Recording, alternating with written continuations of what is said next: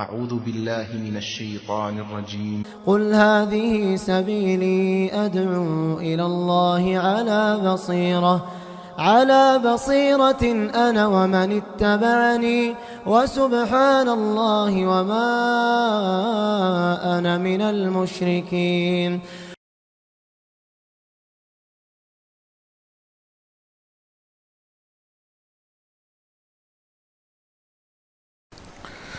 إن الحمد لله نحمده ونستعينه ونستغفره ونؤمن به ونتوكل عليه ونعوذ بالله من شرور أنفسنا ومن سيئات أعمالنا من يهده الله فلا مضل له ومن يضلل فلا هادي له وأشهد أن لا إله إلا الله وحده لا شريك له وأشهد أن محمدا عبده ورسوله صلى الله عليه وعلى آله وصحبه وسلم.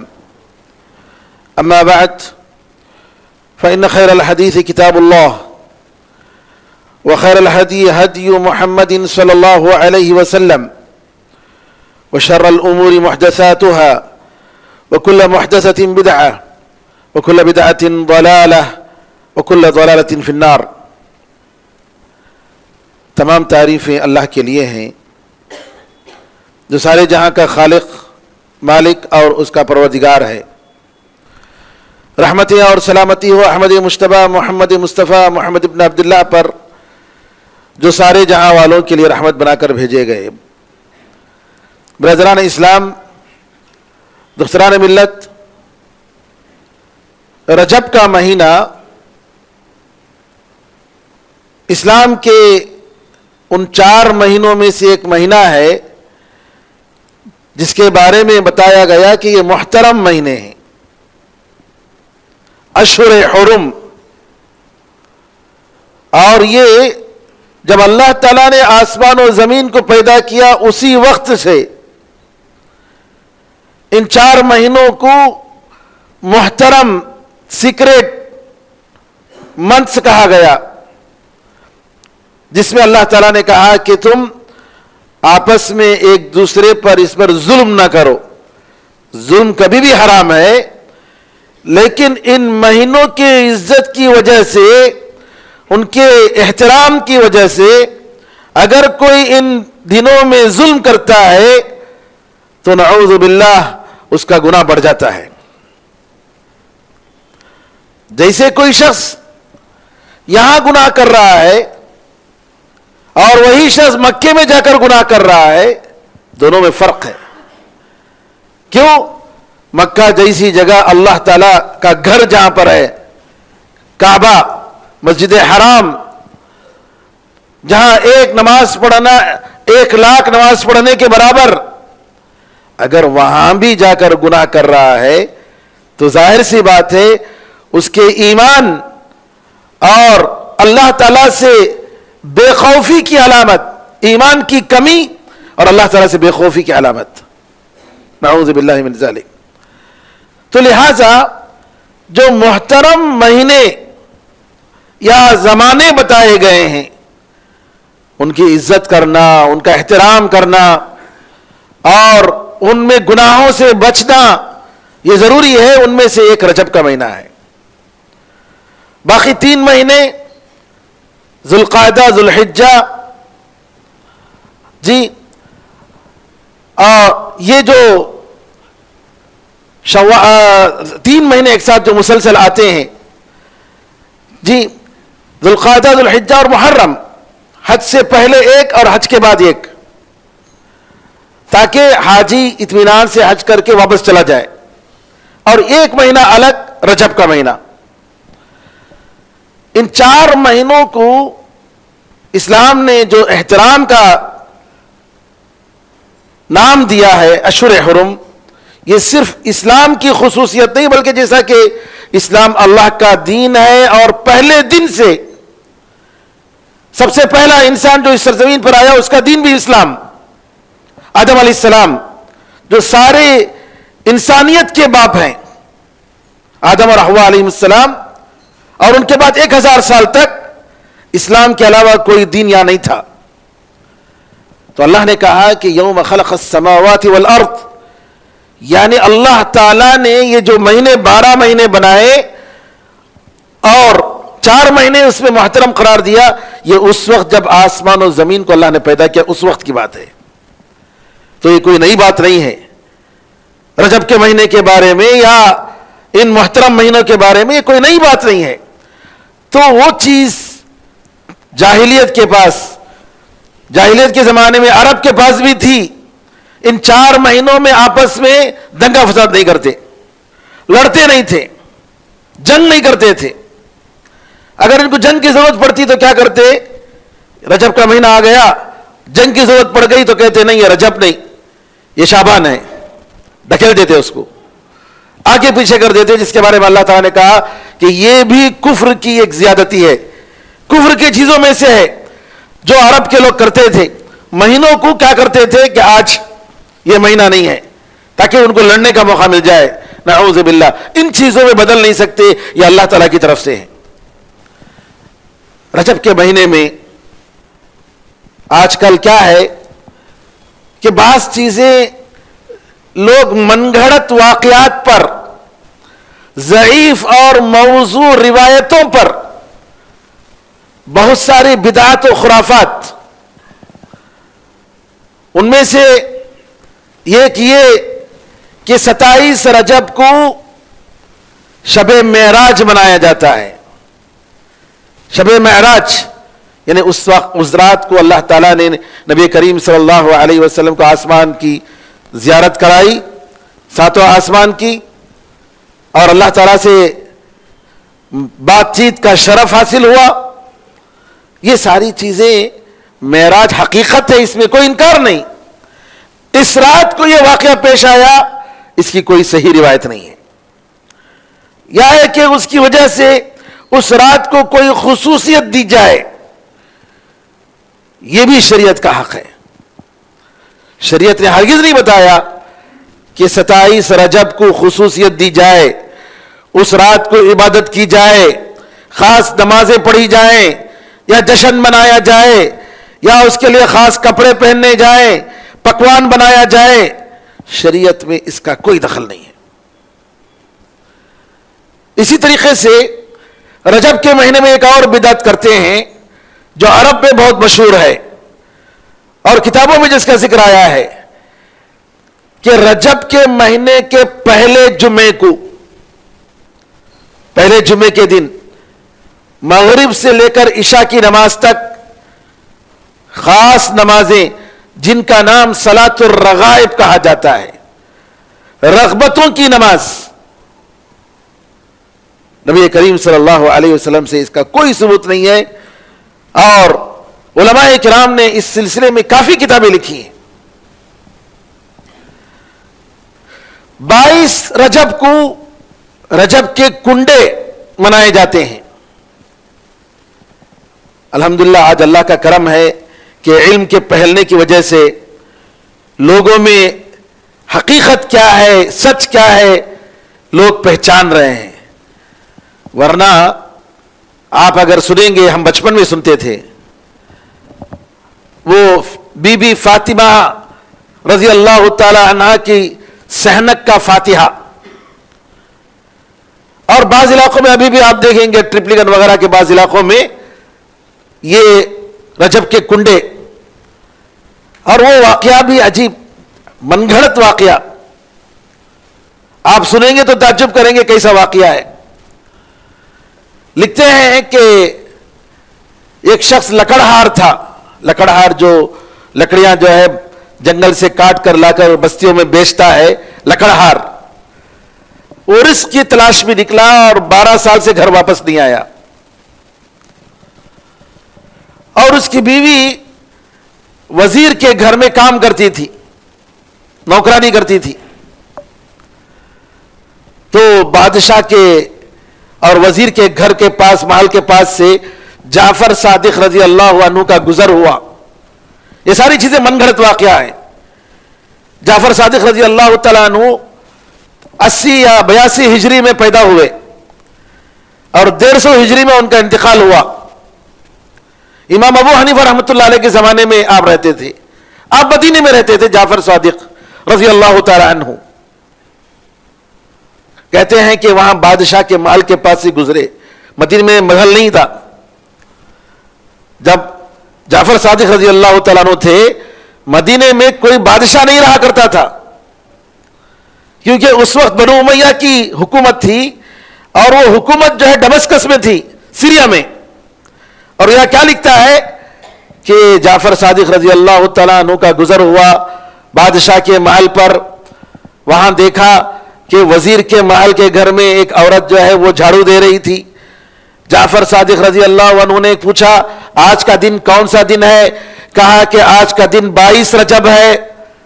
تو جواب میں کہا کہ آج کے دن اگر کوئی نئے کنڈے لے کر آتا ہے, نئے برتن, اس میں پوریاں بناتا ہے, اور بنا کر جو ہے حلوے بنا کر میرے نام سے فاتحہ دلاتا ہے, اس کی پوری مرادیں پوری ہو جائیں گی. جو مرادیں اس کی ہیں, جو ضرورتیں پوری ہو جائیں گی. اور یہ نوکرانی نے سن لیا. سن کر فوراً اس نے اس پر عمل کرنا شروع کر لیا. کنڈے لائی, پوریاں بنائی, فاتحہ دلائی. کس کے نام پر؟ اللہ کے نام پر نہیں, جعفر صادق کے نام پر. اور پھر اس کو تقسیم کیا. کہتے ہیں کہ اس کا شوہر جو 12 سال سے گھر واپس نہیں لوٹا, رزق کی تلاش میں, اچانک اس کو ایک زمین میں خزانہ مل گیا. زمین میں دفن کیا ہوا خزانہ وہ لایا اور بیچا, اور بادشاہ کے محل کے سامنے ایک محل بنا لیا. بادشاہ کے گھر میں رانی تھی, وزیر تھی, وزیر کا گھر تھا. وزیر کے محل میں وزیر کی جو بیوی تھی, اس نے دیکھا کہ یہ محل تو ہماری نوکرانی کا ہے. اس کو پوچھا گیا, اسے کہا کہ کیسے ہوا؟ کہا کہ ایسا ایسا ہوا. اس نے جعفر صادق کے نام پر کنڈے فاتحہ دلائے, کھیر پوری کا فاتحہ, اور اس کے نتیجے میں جو ہے ساری اس کی مرادیں پوری ہو گئی, یہ سب مل گیا. کہتے ہیں کہ اس نے شک کیا, کہا کہ یہ چور ہوگا, کہیں سے چرا کر لایا ہوگا. شک کرنا تھا. اب دیکھیے دوسرا واقعہ, اس کا شک کرنا تھا. وہ اس کی وزارت, اس کے شعور کی وزارت ختم ہو گئی, منسٹری ختم ہو گئی. اس پر شک کر کے بادشاہ نے اس کو وزارت کے پوسٹ سے نکال دیا. اور پھر اس کے بعد گھر کے باہر جب بستی سے جا رہی تھی تو اس کے پاس 2 درہم تھے. 1 درہم میں اس نے تربوز لے کر اپنی اوڑھنی میں باندھ لیا اس کی بیوی نے. اور وہ جب لے کر جا رہی تھی, اتنے میں بادشاہ کا جو بیٹا تھا وہ غائب تھا, شکار کے لیے گیا ہوا تھا. بادشاہ کو ڈر ہو گیا کہ کہیں ایسا نہ ہو کہ کسی نے اس کو قتل کر دیا. تو دیکھتے ہیں, اس کی تفتیش کرتے ہیں, تو اس کی اوڑھنی میں اس کے بیٹے کا جو ہے سر تھا. تربوز جو ہے بدل گیا, بادشاہ کے بیٹے کے چہرے سے بدل گیا. کیسے من گھڑت واقعات, نعوذ باللہ. بادشاہ نے دونوں کو جیل میں ڈال دیا. وزیر نے کہا پتہ نہیں میں نے کیا غلطی کی, مجھ سے کیا گناہ ہوا, میرے ساتھ یہ سب ہوا. بیوی نے کہا کہ غلطی تمہاری نہیں ہے, غلطی میری ہے. غلطی میری یہ ہے کہ اس نوکرانی نے جعفر صادق رضی اللہ تعالیٰ عنہ کے بارے میں جو واقعہ سنایا تھا, میں نے اس پر شک کیا, اور اس کا یہ نتیجہ ہے شک کرنے کا. پھر اس نے فوراً توبہ کی, اللہ تعالیٰ سے معافی مانگی. پھر اس کے بعد جعفر صادق کے نام پر اس نے بھی فاتحہ دلایا. تو پھر اس کے بعد وزیر جس کے اوپر شک تھا کہ اس نے بادشاہ کے بیٹے کو قتل کر دیا, بادشاہ کا بیٹا واپس آ گیا. بادشاہ نے پھر وزیر کو اس کا منصب دے دیا. اتنے سارے من گڑت اور بنڈل چیزیں, نعوذ باللہ, شریعت کا جس سے ذرا بھی تعلق نہیں. اور آج کل جتنے یہ فاتحے, یہ کنڈے, یہ رسم و رواج جو ہوتے ہیں, اس قسم کے بیک گراؤنڈ جو کہ جھوٹے واقعات, اتنے جھوٹے واقعات. اور لوگ کرامات پر, لوگ کیا کرتے ہیں, واٹس ایپ میں میسج آتا ہے, اس میسج کو اگر آپ اس پہ شک کریں گے آپ کی بزنس ختم ہو جائے گی, آپ کے گھر بار سب ختم ہو جائیں گے, آپ کے رشتہ دار مر جائیں گے, گھر والے مر جائیں گے. فوراً فارورڈ کر دیتا ہے.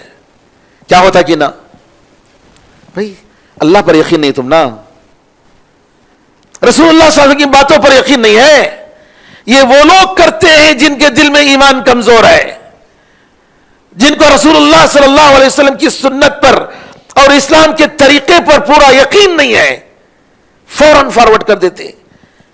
چند سال پہلے میں دیکھ رہا تھا مسجد میں، حفیظیہ مسجد میں ایک صاحب مصلی ہیں، وہ ایک کوئی مسلمانوں کے بارے میں ایسا ہے ویسا ہے، مسلمانوں کو ایسا کرنا چاہیے، نبی کریم صلی اللہ علیہ وسلم خواب میں آئے اور آ کر کہا کہ فلاں کرنے کے لیے بولو، اور اگر کوئی شک کرتا ہے تو جو ہے بمبئی میں ایک تاجر بڑا بزنس مین تھا، اس نے شک کیا تو اس کی پوری بزنس جو ہے سمندر میں ڈوب گئی، ایسا ہوا ویسا ہوا، اور وہ مسجد میں لا کر تقسیم کر رہے ہیں اشتہار۔ میں نے کیا ہے بھئی یہ؟ ارے تم اہل حدیث ہو، تمہیں افسوس ہے تم پر۔ اہل حدیث کا مطلب کیا ہوتا ہے؟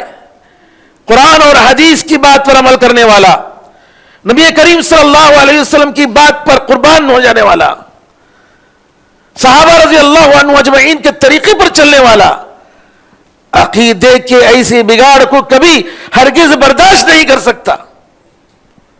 جن کے دل میں ایمان اور یقین ہوتا ہے، اللہ پر یقین، اللہ پر توکل، وہ ایسے من گھڑت واقعات کی طرف جاتے نہیں ہیں۔ یہ جو واقعہ میں نے بتایا لکڑہار کا واقعہ، اصل میں کیا ہے؟ حقیقت میں 22 رجب کو معاویہ رضی اللہ تعالیٰ عنہ کی موت ہوئی، اور ان کی موت کی خوشی پر دشمنان اسلام نے کھانے پینے کا ایک نیا سسٹم پیدا کیا۔ آج سنیوں میں، مسلمانوں میں یہ چیز عام ہے، کھیر پوری کا فاتحہ، فلاں کا فاتحہ، اس کا فاتحہ، یہ سب رجب میں ہوتا ہے۔ بڑے افسوس کی بات ہے میرے بھائیو۔ نبی کریم صلی اللہ علیہ وسلم، ارباز بن ساریہ رضی اللہ عنہ فرماتے ہیں کہ ایک مرتبہ نبی کریم صلی اللہ علیہ وسلم نے ہمیں وصیت کی، نصیحت کی، نماز کے بعد اتنی زبردست نصیحت کی کہ ہماری آنکھوں سے آنسو جاری ہو گئے، دل میں ڈر پیدا ہو گیا۔ ایک صاحب نے کہا اللہ کے رسول آپ کی نصیحت ایسا لگ رہا ہے کہ گویا یہ آخری نصیحت ہے، اس کے بعد شاید ہم کوئی نصیحت سن نہیں پائیں گے، کوئی خاص بات ہو تو وصیت کر دیجئے گا۔ نبی کریم صلی اللہ علیہ وسلم فرماتے ہیں اوصیکم بتقوی اللہ والسمع والطاعہ، میں اللہ تعالیٰ کے تقوی، ڈر، اس کے خوف کی وصیت کرتا ہوں، اور اپنے جو بڑے ذمہ دار ہیں ان کی بات ماننے، ان کی اطاعت کرنے کی میں وصیت کرتا ہوں۔ وَإِنْ عَبْدًا حَبَشِيًّا، اگرچہ کہ تمہارا جو ذمہ دار ہے وہ ایک حبشی کالا کلوٹا غلامی سے ہی، اگر وہ تمہارا بڑا بن گیا ہے، تمہارا ذمہ دار ہے، تو اس کی بات مانو۔ کیوں؟ اس وجہ سے کہ تم دیکھو گے کہ میرے مرنے کے بعد بہت سارا اختلاف پاؤ گے، دین میں بہت سارا اختلاف پاؤ گے۔ فعلیکم بسنتی، تم لوگ میری سنت کو مضبوطی سے پکڑ لینا، وسنت الخلفاء الراشدین المہدیین من بعدی، اور میرے بعد خلفاء راشدین، ہدایت پانے والے کون؟ ابو بکر، عمر، عثمان و علی رضی اللہ عنہ مجمعین، اور حسن بن علی رضی اللہ عنہ، ان کا 6 مہینہ بھی نبی کریم صلی اللہ علیہ وسلم کے کہنے کے مطابق میرے بعد 30 سال حکومت میری نبوت کے طریقے پر ہوگی۔ آپ نے بتایا تھا وہ 30 سال کے عرصے میں حسن رضی اللہ تعالیٰ عنہ، حسن بن علی رضی اللہ تعالیٰ عنہ کا 6 مہینے کا عرصہ بھی آتا ہے، اسی لیے علماء نے حسن بن علی رضی اللہ عنہ کو بھی خلفاء راشدین میں شامل کیا ہے۔ اس کے بعد حسن رضی اللہ تعالیٰ عنہ امت میں اختلاف کو دیکھ کر معاویہ رضی اللہ تعالیٰ عنہ کے حوالے حکومت کر دیتے ہیں، کہتے ہیں کہ نہیں، یہ اختلاف اچھا نہیں ہے، میں نہیں چاہتا کہ امت مسلمہ میں 2 قسم کے الگ الگ حکومت رہے، اختلاف رہے۔ معاویہ رضی اللہ تعالیٰ عنہ مکہ مدینہ جہاں پر حسن رضی اللہ تعالیٰ عنہ کی خلافت تھی، آپ کے حوالے کو کوفہ بھی حوالے کر دیتے ہیں۔ عراق، مکہ، مدینہ، یہاں پر حسن رضی اللہ تعالیٰ کی حکومت تھی۔ سیریا میں معاویہ رضی اللہ عنہ کی حکومت تھی۔ حسن رضی اللہ تعالیٰ عنہ، یہ نبی کریم صلی اللہ علیہ وسلم نے پیشن گوئی کی تھی، چھوٹے بچے تھے۔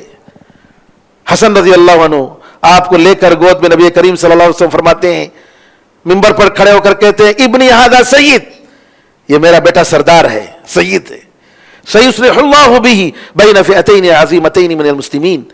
اللہ تعالیٰ ان کے ذریعے مسلمانوں کے دو بڑی جماعت، بڑے گروپ میں اللہ تعالیٰ صلح کرے گا. اور یہ واقعہ پیش آیا. کہنے کا مطلب یہ ہے کہ معاویہ رضی اللہ تعالی عنہ کے موت کے وقت اس دن اس قسم کی بدعات اور خرافات دشمنان اسلام نے بنایا. نبی کریم صلی اللہ علیہ وسلم فرمایا کہ میری سنت کو تو لازم پکڑو. معاویہ رضی اللہ عنہ کی جو حکومت تھی، 20 سال حکومت، کوئی دنگا نہیں، کوئی فساد نہیں. اور آپ کی حکومت میں سمندر پر سوار ہو کر جی اسلام کی دعوت کو پہنچانے کے لیے راستے کھل گئے اور ہموار ہو گئے. معاویہ رضی اللہ تعالیٰ عنہ اور صحابہ رضی اللہ اجمعین آپ کے زمانے میں آپ کی خلافت سے، آپ کی حکومت سے خوش تھے. آج لوگ اعتراض کرتے ہیں آپ کی حکومت پر، معاویہ رضی اللہ تعالیٰ عنہ پر. ہم کون ہوتے ہیں کسی صحابی کے بارے میں بات کرنے کی؟ ہمیں کوئی حق نہیں ہے، ہمیں کوئی حق نہیں ہے. بہرحال نبی کریم صلی اللہ علیہ وسلم فرماتے ہیں کہ میری اور میرے صحابہ کی سنت کو، خلفائے راشدین کی سنت کو مضبوطی سے تھام لو. تمسکوا بها وعضوا عليها بالنواجذ. کوچلی دانت کے ذریعے پکڑ لو. یعنی آدمی اگر کوئی چیز مضبوطی سے پکڑنا چاہتا ہے تو اس طریقے سے پکڑتا. آپ نے اس کی مثال دے کر فرمایا کبھی نہیں چھوڑنا. وَإِيَّاكُمْ وَمُحْدَثَاتِ الْأُمُورِ. نئی نئی چیزوں سے تم دور رہو. فَإِنَّ كُلَّ مُحْدَثَةٍ بِدْعَةٍ. کیونکہ ہر نئی چیز دین میں بدعت ہے اور ہر بدعت گمراہی ہے. ایک اور حدیث میں فرماتے ہیں نبی کریم صلی اللہ علیہ وسلم، میں سب سے زیادہ تم پر جس چیز کو ڈرتا ہوں، تمہارے پیٹ، تمہاری شرمگاہ اور گمراہ کرنے والے یہ بدعات و خرافات. یہ تین چیزیں. اس حدیث کو شیخ البانی رحمۃ اللہ علیہ نے صحیح قرار دیا. ان مما اخشى علیکم بعدی بطونکم. کیا مطلب؟ پیٹ کی وجہ سے، شرمگاہ کی وجہ سے انسان حرام کام کرنے لگتا ہے، حلال چیز کو چھوڑ کر ناجائز چیز کی طرف جاتا ہے، جبکہ اللہ تعالیٰ نے حلال رزق عطا فرمایا ہے، حلال راستے عطا فرمائے ہیں. یہ دو چیزیں دنیاوی خواہشات کی اور دین کے تعلق سے گمراہ کرنے والے یہ خرافات، یہ بدعات، ان چیزوں سے مسلمانوں کو ڈرنا چاہیے، دور رہنا چاہیے. اور یہ بدعات و خرافات میرے بزرگوں، میرے بھائیوں، یاد رکھیے اللہ تعالیٰ یہ بدکار کرنے والے، گنہگار کرنے والے، اللہ کے حرام چیزوں کا ارتکاب کرنے والے، ان لوگوں کا توبہ کرنا آسان ہے. کیوں؟ ان کو معلوم ہے کہ غلطی کر رہے ہیں. لیکن بدعات و خرافات کرنے والا کبھی توبے کی توفیق اس کو نہیں ہوتی الا ماشاء اللہ. اللہ چاہے تو، ورنہ جو ہے اس کی توفیق بہت مشکل سے ہوتی ہے، کیونکہ وہ سمجھتا ہے میں جو کر رہا ہوں وہ صحیح کر رہا ہوں، جو نہیں کر رہے ہیں وہ بدعت کا، وہ غلط ہیں، جو بدعت نہیں کر رہے ہیں ان کو غلط سمجھتا ہے. اس لیے علماء کرام نے بڑی سخت نکیر کی ہے کہ بدعات و خرافات کے تعلق سے. یہ کہا کہ انسان اگر حجر اسود پر سجدہ کرتے ہوئے وہاں کھڑے ہو کر نماز پڑھے کعبے کے سامنے اور دن بھر نفل روزے رکھتے رہے، قیامت کے دن اللہ تعالیٰ اس کی بدعت پر اس کو زندہ کرے گا. بدعت نبی کریم صلی اللہ علیہ وسلم کے بارے میں دعویٰ کرنا ہے کہ آپ نے دین کو مکمل طریقے سے نہیں پہنچایا. بدعت نبی کریم صلی اللہ علیہ وسلم کی امانت میں آپ کی امانت پر خیانت کا تہمت ہے، تہمت لگانا ہے نعوذ باللہ آپ پر. بدعت کا مطلب یہ ہوا کہ نبی کریم صلی اللہ علیہ وسلم کے زمانے میں دین مکمل نہیں ہوا.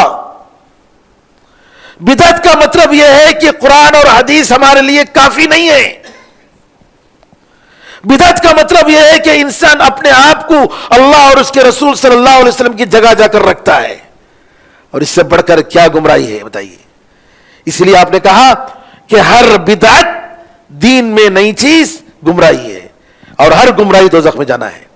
اللہ سے دعا ہے کہ اللہ تعالی ہمیں اور آپ کو نبی کریم صلی اللہ علیہ وسلم کی سنت پر زندہ رکھے اور آپ کی سنت پر ہمیں موت عطا فرمائے۔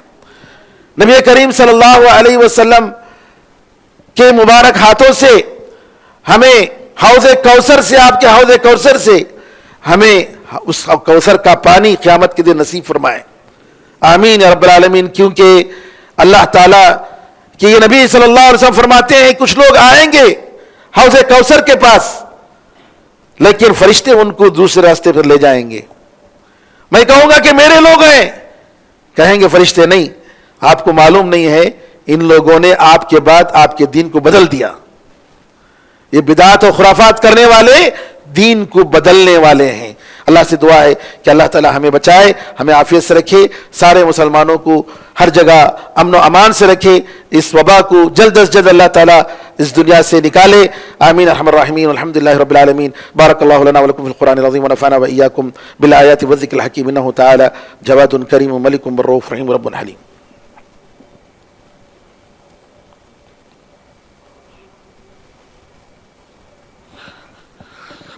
إن الحمد لله نحمده ونستعينه ونستغفره ونؤمن به ونتوكل عليه ونعوذ بالله من شرور أنفسنا ومن سيئات أعمالنا، من يهده الله فلا مضل له ومن يضلل فلا هادي له، وأشهد أن لا إله إلا الله وحده لا شريك له، وأشهد أن محمدا عبده ورسوله. اللهم صل على محمد وعلى آل محمد كما صليت على إبراهيم وعلى آل إبراهيم إنك حميد مجيد. اللهم بارك على محمد وعلى آل محمد كما باركت على إبراهيم وعلى آل إبراهيم إنك حميد مجيد. وصل على جميع الأنبياء والمرسلين والملائكة المقربين والخلفاء الراشدين وعلى جميع الصحابة أجمعين ومن تبعهم بإحسان إلى يوم الدين. اللهم اعز الإسلام والمسلمين، اللهم انصر الإسلام والمسلمين، اللهم انصر من نصر الدين. عباد الله رحمكم الله، إن الله يأمر بالعدل والإحسان وإيتاء ذي القربى وينهى عن الفحشاء والمنكر والبغي يعظكم لعلكم تذكرون. فاذكروا الله يذكركم وادعوه يستجب لكم، ذكر الله أعلى وأولى وأعز وجل وأهم وأتم وأكمل.